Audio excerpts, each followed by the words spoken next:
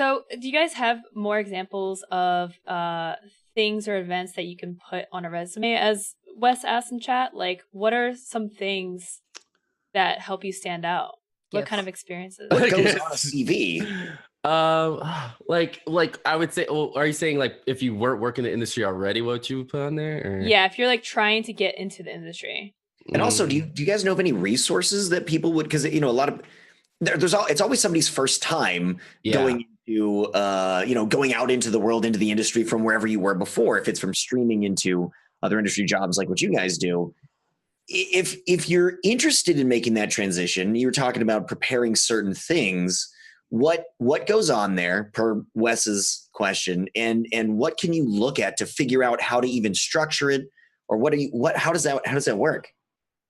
Brandon, you can go first. Yeah, I'm trying to think. I mean, what I used to do, I used to put my website on there, and that's how I got the social media job at McDonald's, because they found my website and reached out to me, and they were starting at the time they're calling a social media specialist project. That's what it's called. That was like 3 years ago. I can't believe that. That's a lot of words. Yeah, they didn't know what to call it then.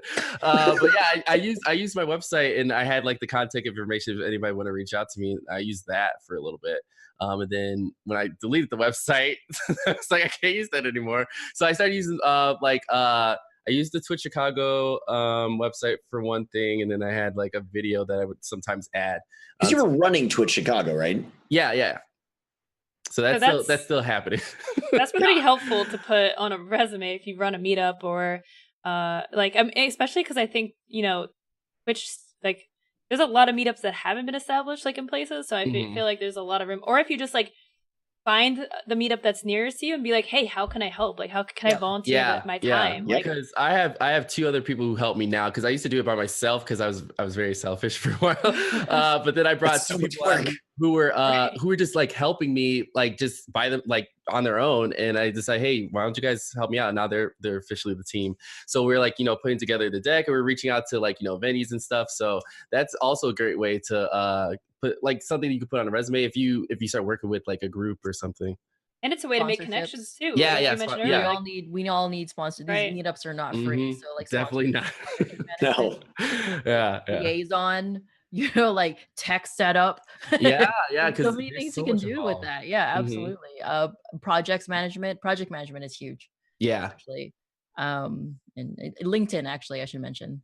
I still get job offers. I was wondering about that. LinkedIn. A lot of people are on there too. Especially like once I started working for Verse Evil, like I put it. I was on LinkedIn. I was working for Verse Evil on there, and it was crazy how many industry people were on LinkedIn. I was like, where did this come from? Yeah, exactly.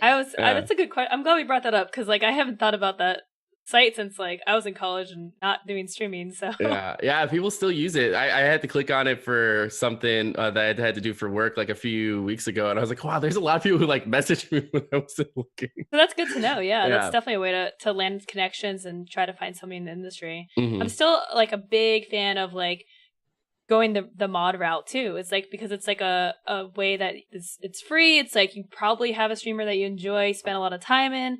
And like working your way up with that, like saying that you're a mod for a couple years of a notable channel, like that helps. If you have helped plan any events for that channel, that's another thing. If you end up managing the community or managing the broadcaster, like that's like some really good stuff that you can put on your resume. That's a lot of streamer management experience that like companies look for in this industry.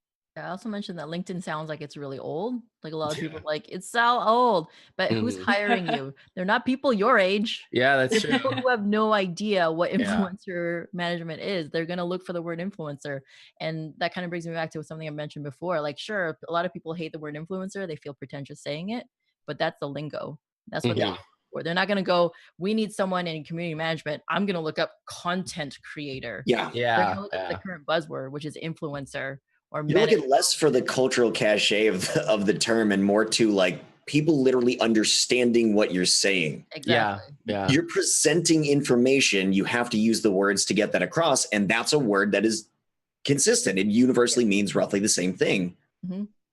Honestly, like, and another thing you can consider, like, sorry, I'm still on the mod thing, but like if you do mod or community management, like you can have that streamer ask them to write a letter of recommendation. Oh yeah. That. Like so many times. I've been asked to do that. Like it's definitely like a very helpful thing.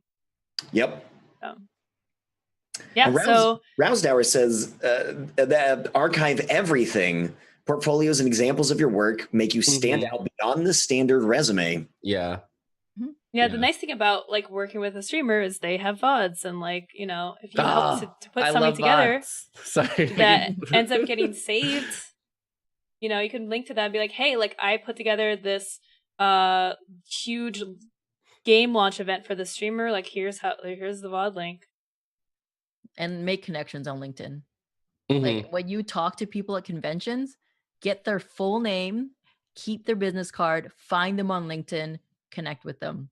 Yeah. That is a huge passive way of getting connections. Like I've gotten job offers because I've been linked up with other devs that I've met and never really like super worked with closely, but because they can vouch for the fact that I am a good person to talk to and they can remember the interaction they had with me, whether it led to anything or not. Like I've gotten like, hey, are you interested in relocating to Chicago? No, hell no. But, but it's, you know, it still happens quite often, actually. And people underestimate the old people tools. Yeah, I completely agree.